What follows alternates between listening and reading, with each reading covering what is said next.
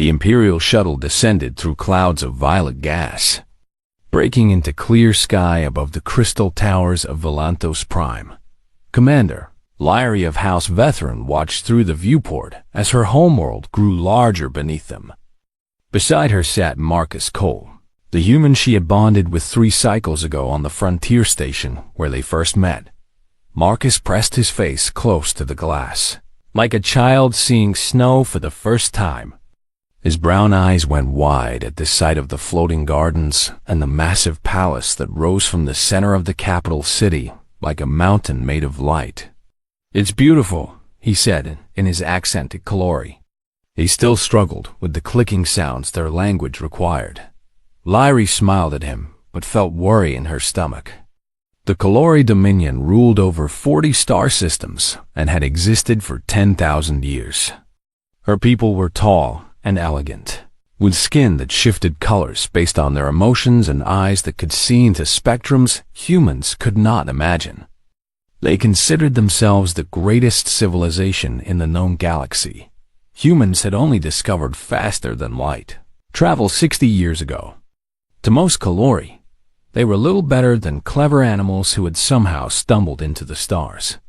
"My family will not be kind to you," Lyrie warned him for perhaps the 100th time. Marcus turned from the window and gave her that warm smile that had first captured her heart.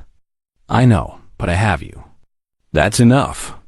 The shuttle landed on a platform of polished stone that floated unsupported in the air. Servants in white robes waited to greet them, their faces carefully blank when they saw the humans step out beside their commander.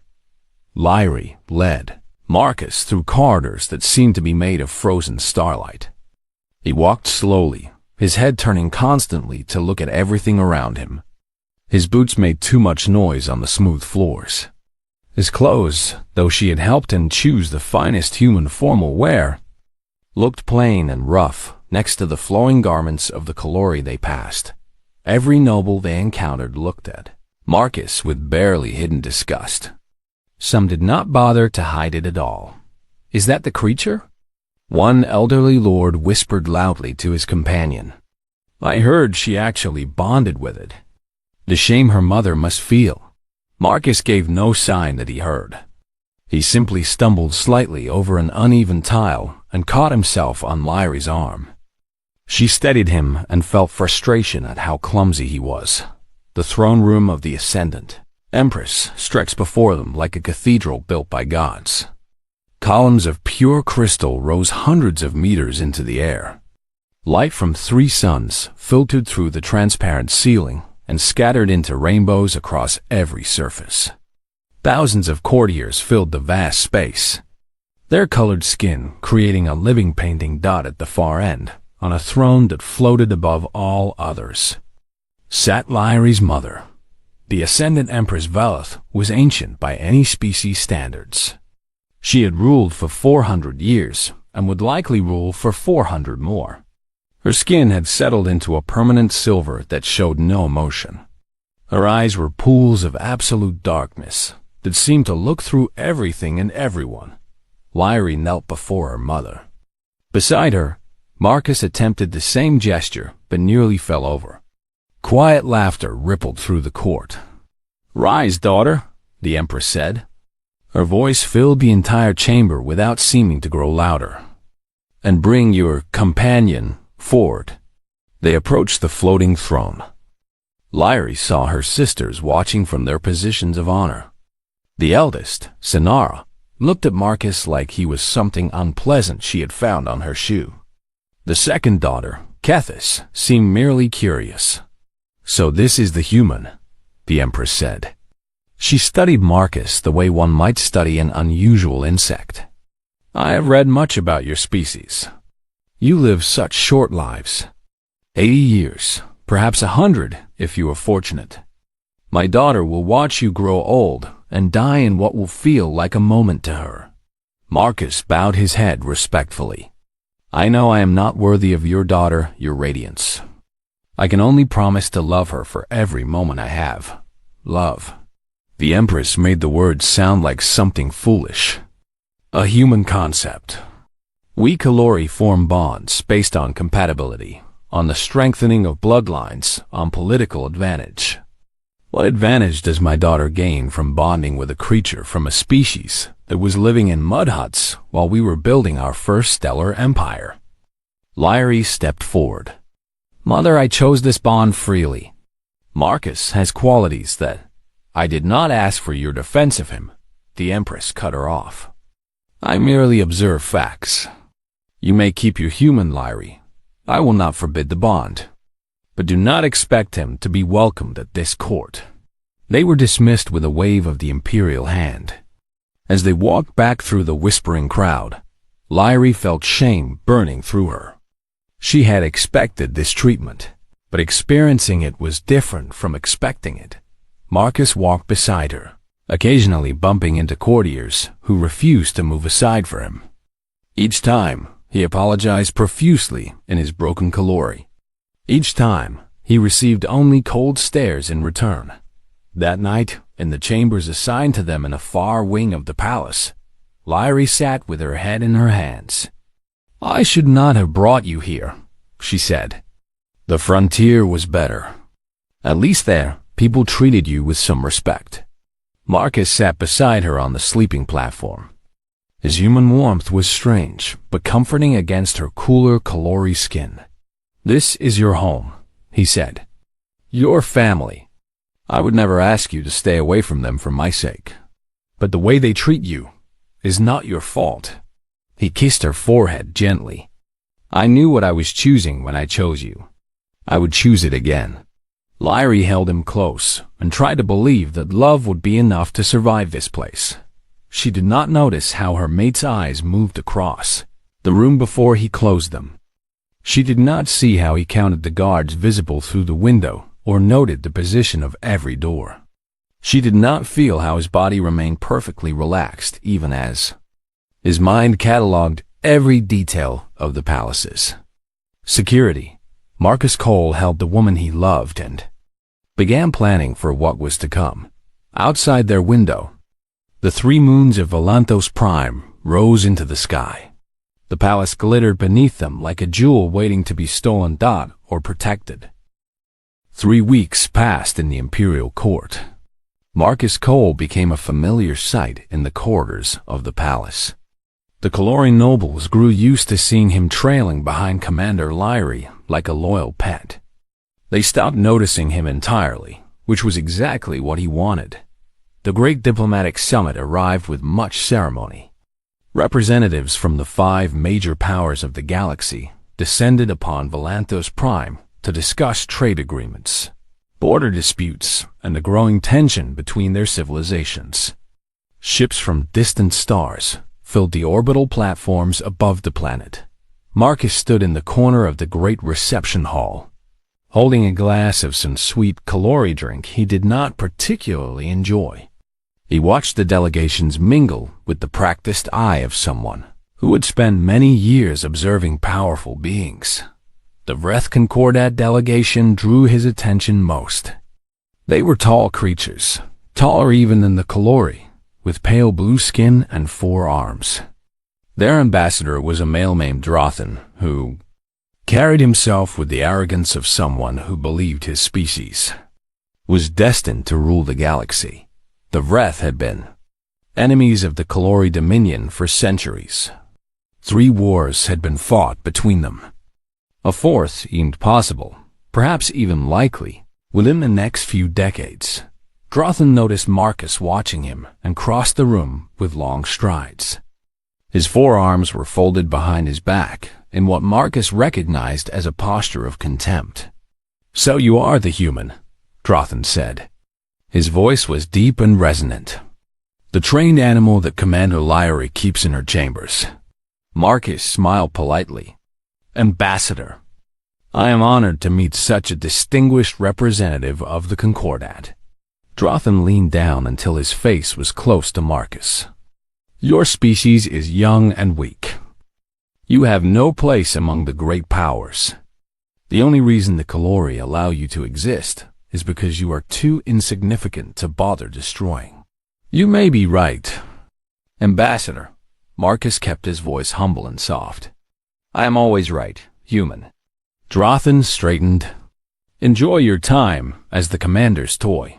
I suspect your species will not survive long enough to matter in the history of this galaxy. The ambassador walked away, leaving Marcus alone with his drink.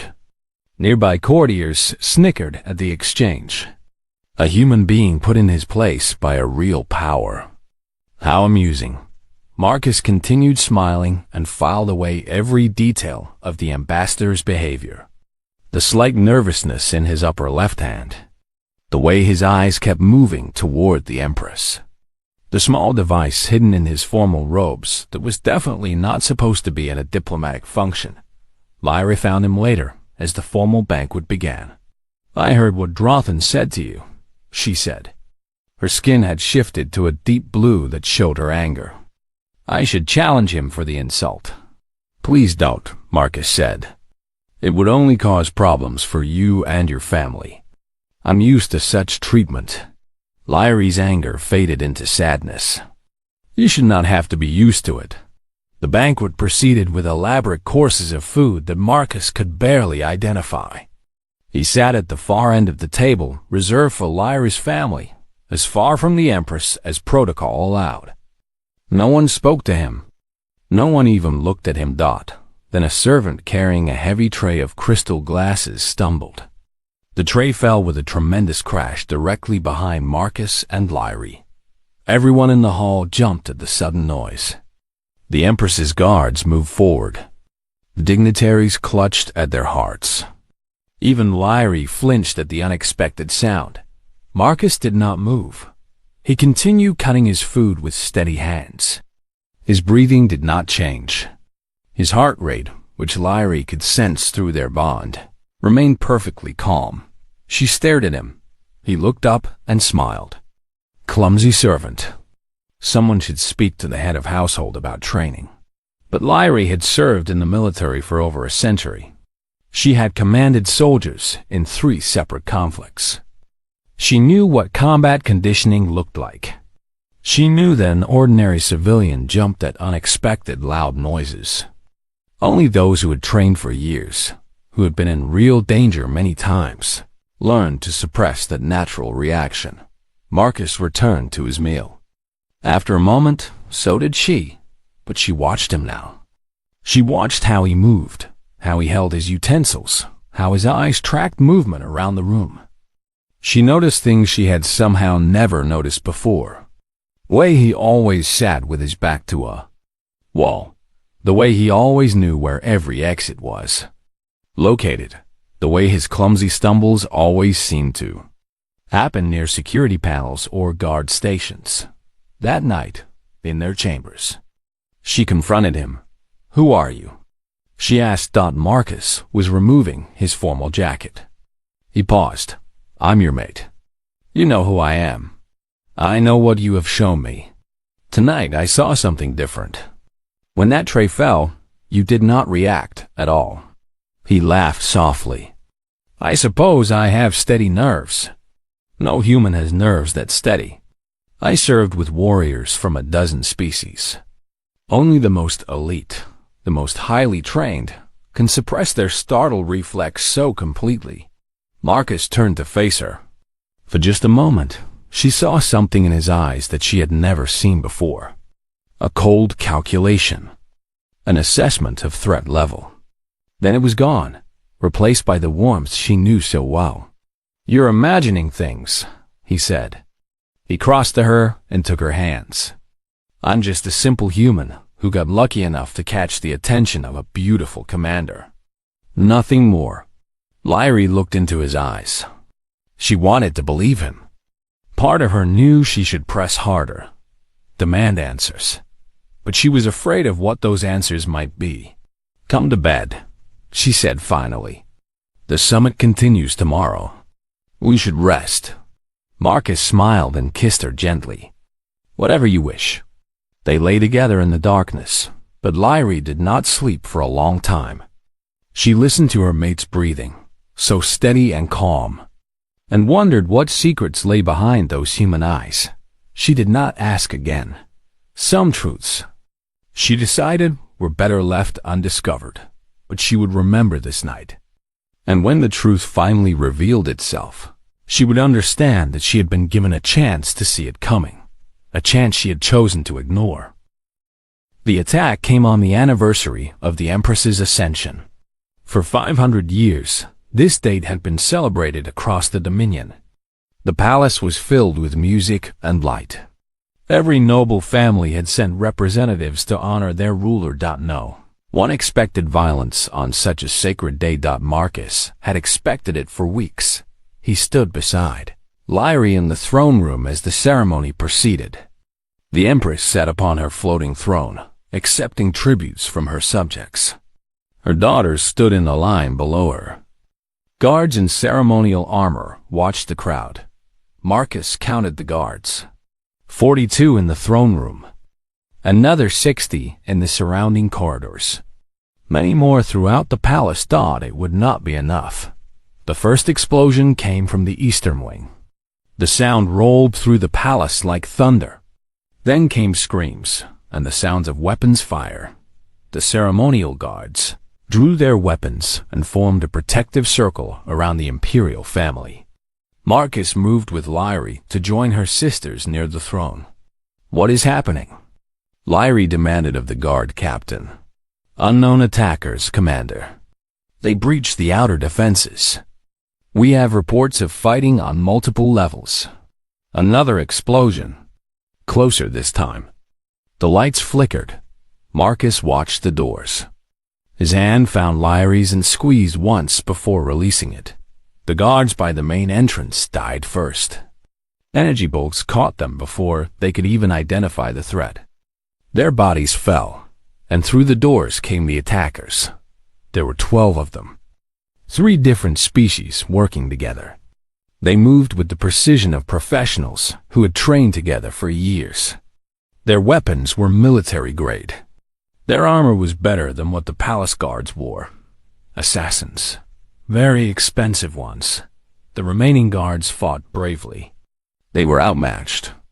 One by one, they fell until only a handful remained, forming a desperate last line between the attackers and the imperial family.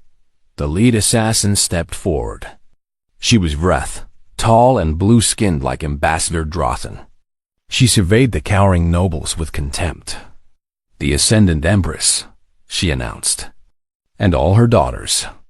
This is a good day for the Concordat." The Empress's silver face showed no fear. "You will not survive this, whoever you are. My forces will destroy you.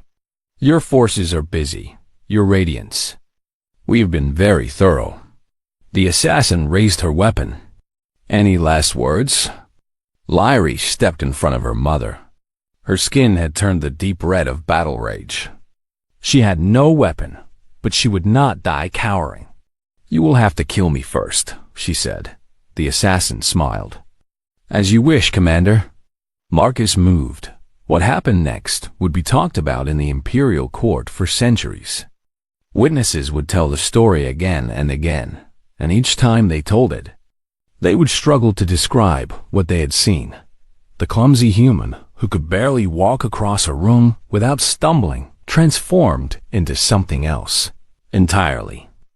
He flowed through the space between Lyrie and the assassins like water through cracks in stone. His movements were beautiful and terrible, each one leading perfectly into the next. The first assassin died before she could fire her weapon. Marcus caught her arm, twisted, and used her own momentum to drive her into her companion. The second assassin fell with his neck at an impossible angle. The remaining 10 attackers tried to respond. They were professionals who had killed hundreds of targets across the galaxy. They had trained for every possible scenario. They had not trained for this. Marcus did not fight like a soldier. Soldiers were direct, brutal, efficient. This was something different. This was an art form perfected over generations. Every movement served multiple purposes. Every attack created openings for the next. He used the assassin's own weapons against them. He used their bodies as shields against their companions' fire. 90 seconds after he began moving, 12 bodies lay on the floor of the throne room. Marcus stood among them, breathing steadily. Without a single drop of blood on his formal robes, silence filled the chamber. The surviving nobles stared at the human they had mocked and dismissed for months. The guards who remained alive lowered their weapons, unsure if this creature was friend or threat. Lyra's sisters pressed against each other in shock. Lyra herself could not move, could not speak. The mate she thought she knew had become a stranger before her eyes. The Empress descended from her throne. Her feet touched the floor for the first time in decades. She walked through the fallen bodies until she stood before Marcus. "What are you?" she demanded. Her voice was ice and fire. Marcus straightened his cuffs calmly. "Terribly sorry about the mess, Your Radiance. I will explain everything. But first, you need to know that these were not random attackers. They knew exactly where to strike and when. They had information that only someone in your inner circle could have provided." His eyes swept across the room.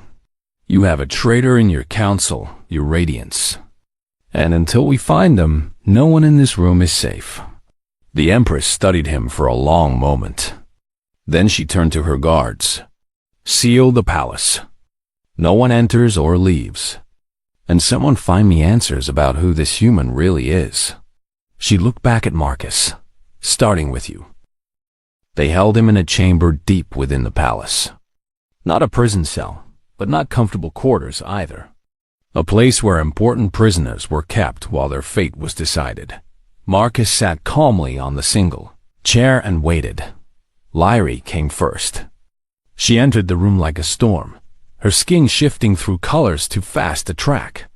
Red anger, blue sorrow, purple confusion.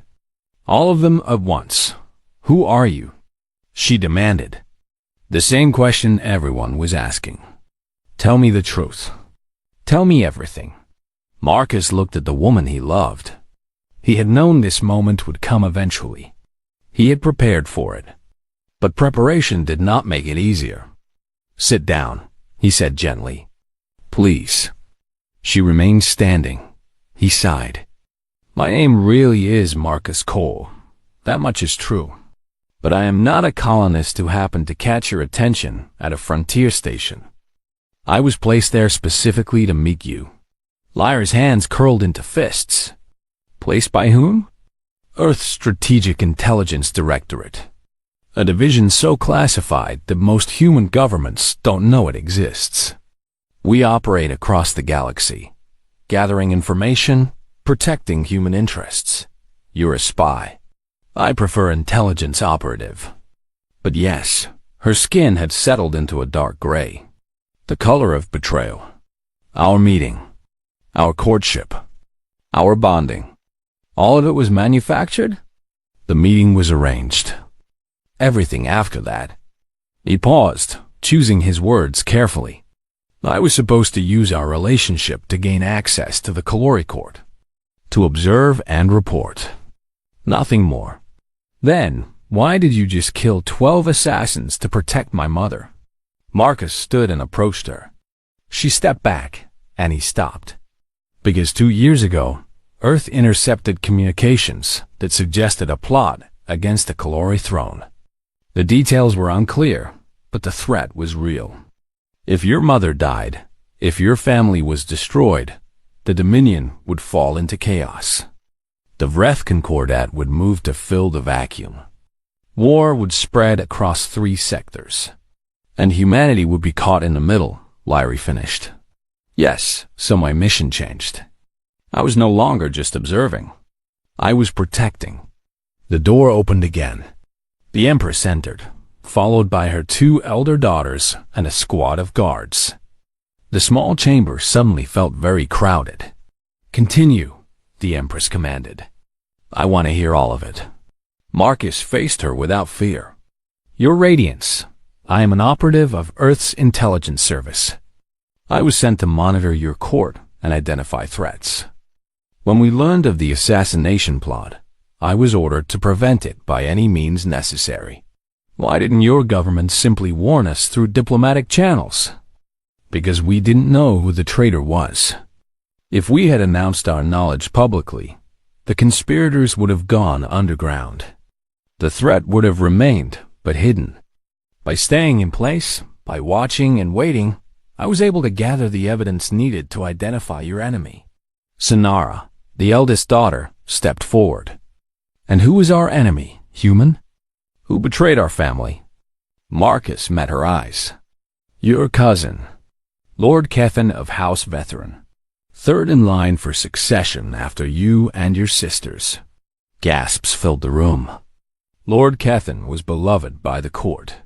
He had served the Empress faithfully for 2 centuries. The accusation seemed impossible. You lie, Sinara spat. I do not. Kethin has been communicating with the Vreth Concordat for 5 years. They promised him the throne in exchange for removing your mother and her direct heirs. The assassins were his gift to them, proof of his commitment. The Empress raised a hand to silence her daughter's protest. You have evidence of this? Hidden in my quarters. Communications intercepts. Financial records showing payments from Vreth sources. Everything needed to prove his guilt. Why should we believe anything you say? You have admitted to being a spy. Your entire presence here has been a deception. Marcus accepted this without argument. You're right to doubt me. I have lied about many things. But consider this. I could have let the assassins succeed. Your death would have caused chaos. Yes, but chaos that Earth could have exploited. Instead, I revealed myself. I saved your life at the cost of my cover, my mission, everything I had worked for. Why? The question came from Lyrie. Her voice was small and hurt. Marcus turned to her. Of all the eyes in the room, hers were the only ones he truly cared about. Because the mission stopped mattering to me a long time ago. Because when I told you I loved you, it was the first honest thing I had said in 3 years. Because protecting you became more important than any orders I had been given. He stepped toward her.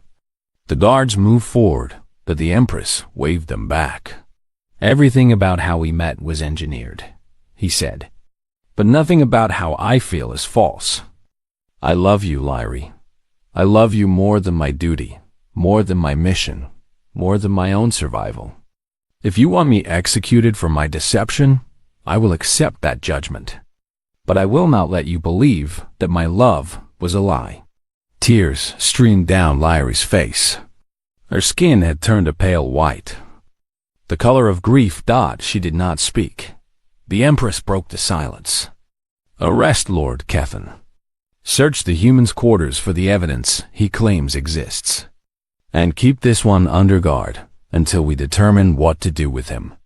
She swept from the room, her daughters following. Only Lyrie remained, standing before the man who had been her mate. I don't know if I can ever trust you again, she whispered. I know, Marcus replied. I'm not asking you to forgive me. I'm only asking you to believe that my love was real. That it is still real. Whatever happens next, I wanted you to know that. Lyrie left without another word. Marcus sat back down in his chair and waited to learn if he would live or die. Lord Kethin broke under interrogation within hours. The evidence Marcus had gathered was overwhelming, and faced with proof of his betrayal, the nobleman confessed everything. He named his contacts in the Vreth Concordat. He revealed the details of the conspiracy that had been building for years. The court reeled from the revelation. A trusted member of the royal family had nearly destroyed everything. Only the actions of a human spy had prevented disaster.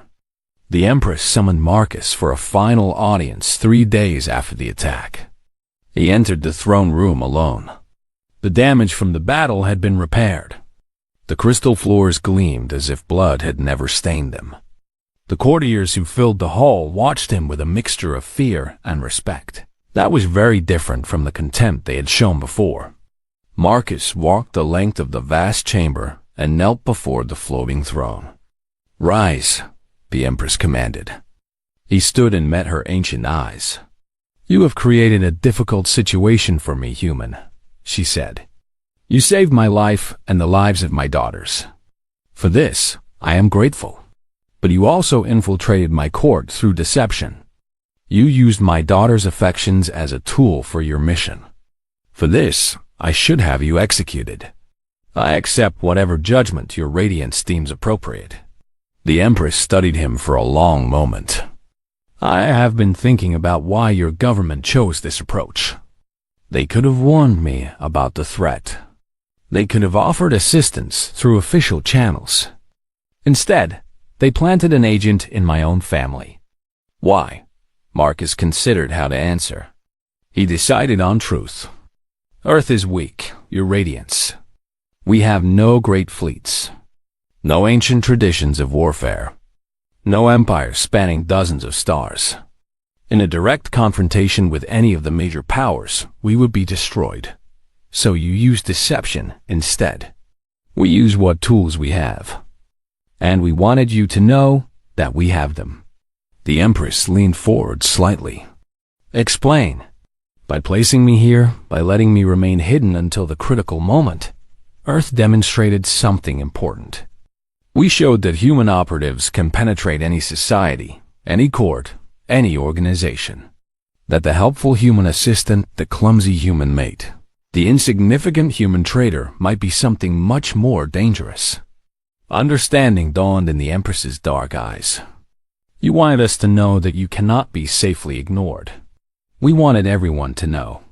Every ruler who hears this story will wonder if there is a quiet human somewhere in their midst. They will think twice before moving against Earth, not because they fear our ships, but because they fear what they cannot see." The throne room had gone completely silent. Every courtier was listening. The Empress sat back. "Your species plays a very long game. We learned from our history, your radiance. The species that seems least threatening often survives the longest. And yet, you threw away your cover to save us. A true strategist would have let events unfold and exploited the chaos." Marcus smiled slightly. "Perhaps I am not as good a strategist as my superiors hoped. Or perhaps you are exactly the strategist they intended you to be." The Empress made a sound that might have been a laugh. "Earth saves the Kalori throne and gains an ally who will remember the debt. They demonstrate their capabilities while appearing selfless. They show strength through restraint. Your government has played this very well. I would not know your radiance. I am merely an operative who fell in love with the wrong woman." "The wrong woman?" The Empress's tone sharpened. "The right woman. The only woman. Wrong only in the sense that loving her made me forget everything I was supposed to be." A door at the side of the throne room opened. Lyrie entered. She wore a simple gown rather than her military uniform. Her skin was a calm blue that revealed nothing of her emotions. She took a position near the throne and did not look at Marcus. The Empress continued. "I have decided your fate, human. You will not be executed. You will not be imprisoned. Instead, you will be appointed as a diplomatic liaison between Earth and the Dominion." Murmurs rippled through the court. "This position will give you official status in our court. You will no longer need to hide what you are. You will serve as a permanent reminder to my nobles that humans are not to be underestimated." "And it keeps me where you can watch me," Marcus said. "Of course. I am not a fool. But I am also not ungrateful. You saved my life and my family. This is how I choose to repay that debt." Marcus bowed. "I am honored by your radiance's trust. Do not mistake practicality for trust. I know exactly what you are." The Empress gestured toward her daughter. "Lyrie will show you to your new quarters. The liaison position includes permanent residence in the palace." The audience was over. Marcus walked toward the door where Lyrie waited. As he passed through the hall, he felt the weight of hundreds of eyes upon him. These beings who had mocked him now looked at him with something approaching fear.